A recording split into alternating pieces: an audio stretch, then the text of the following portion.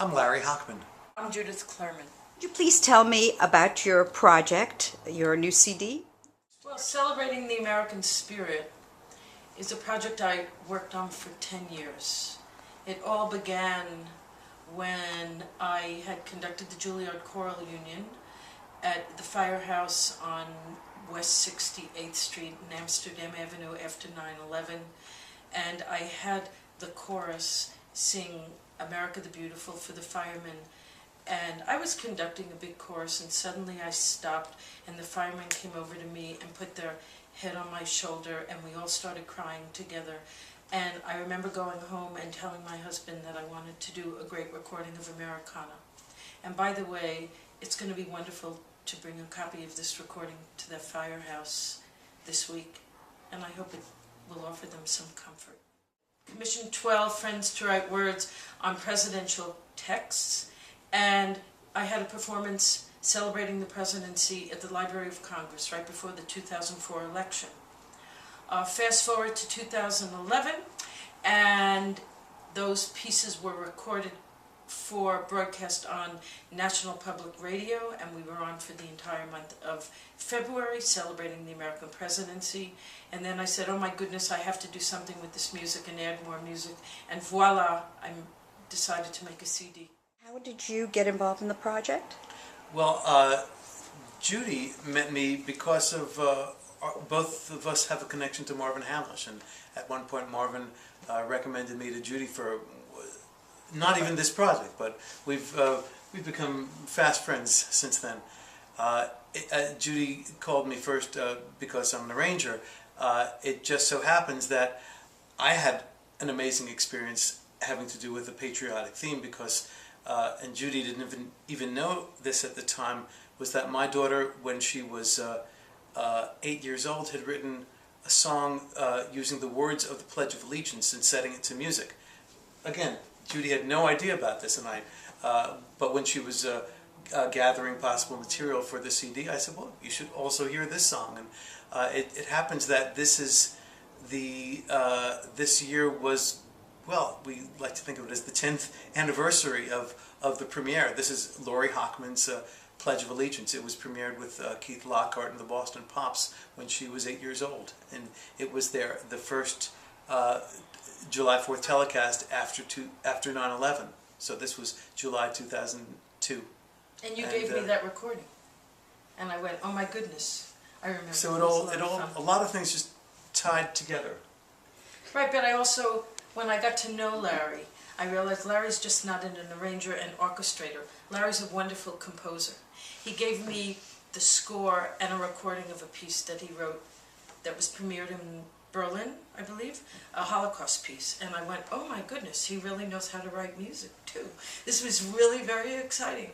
And we were just taken with one another, and I remember the New York Pops asked me about putting a Hanukkah piece together, and I said, oh, I have the perfect arranger, and it was Larry Hochman, and our musical marriage happened really over that piece of music, I would think. It was pretty amazing, right? He gave me a CD of some music you had written for television shows or radio or something? Yeah, this is actually for a production library, some people call it stock music.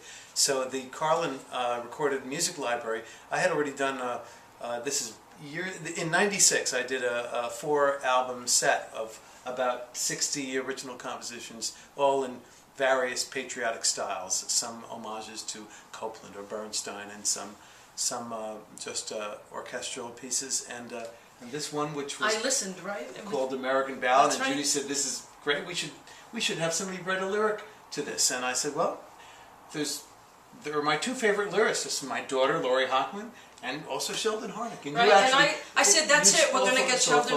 I thought of Sheldon Harnick, and voila, we have Sheldon Harnick on the CD. Yeah. One of the songs that stood out for me was It's Lonely in the White House. How did that come in? Because it's different from anything else. That's right, simple. When I was putting together this program on the presidency for the Library of Congress in 2004, I spent a lot of time researching material at the Library of Congress.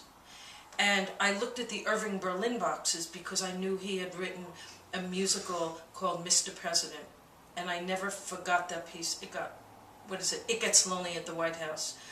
And I thought that would be really appropriate as one of the bookends for the cycle on the CD, as well as Leonard Bernstein's Take Care of This House. So I have Kelly O'Hara doing Take Care of This House, and I have Ron Raines singing It Gets Lonely in the White House. I think that song sounds like it could have been written yesterday. It's so apropos. Coincidentally, Ron and I were on the same...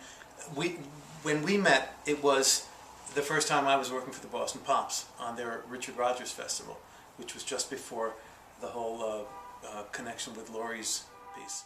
Speaking of Laurie's piece, I'd like to say one of the things that I'm very proud of on the CD is it represents music of 18-year-olds all the way through 85-year-olds. And that's what the Sing Out Mr. President's about. The youngest composer was 18, Milton Babbitt was 85, I believe, when he wrote it. All different sorts of styles. And I'm very, very excited to have Laurie's piece on here because she did write that melody when she was 8 years old. It's a true representation of America because you hear different musical styles, but you also hear different age composers. Kelly O'Hara sings God Bless America, Yes. which is quite different than it's been heard before. Right. Did you direct her that way, or she came up with that interpretation? It's a very moving. No, when I put the CD together, you asked me about Larry Hochman. I believe in putting a family together of collaborators.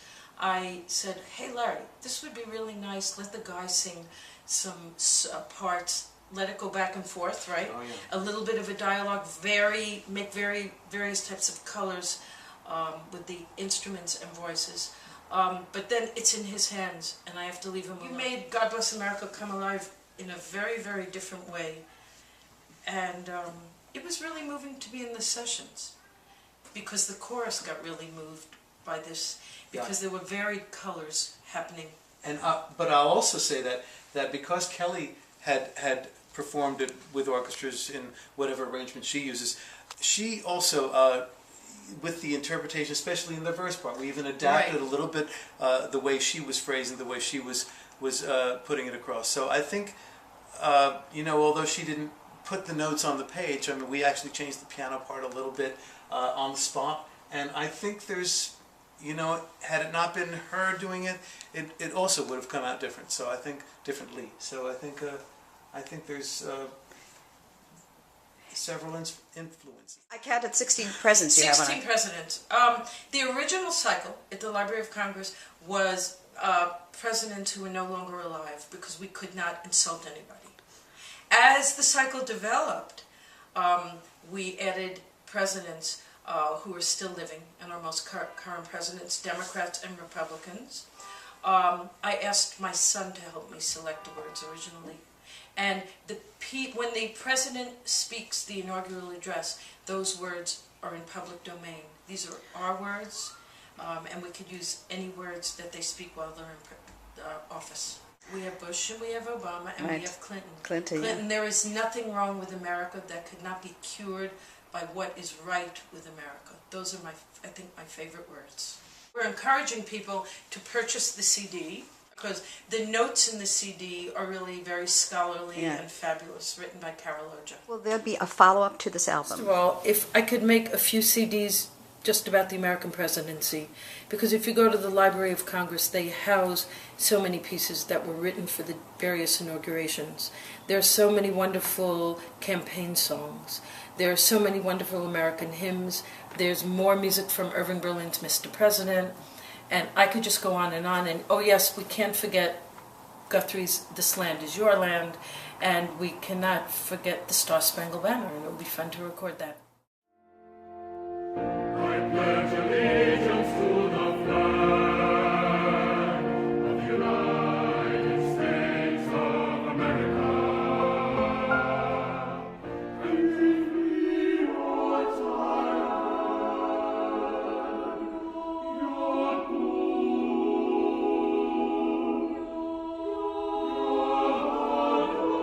and so I've reason to be thankful.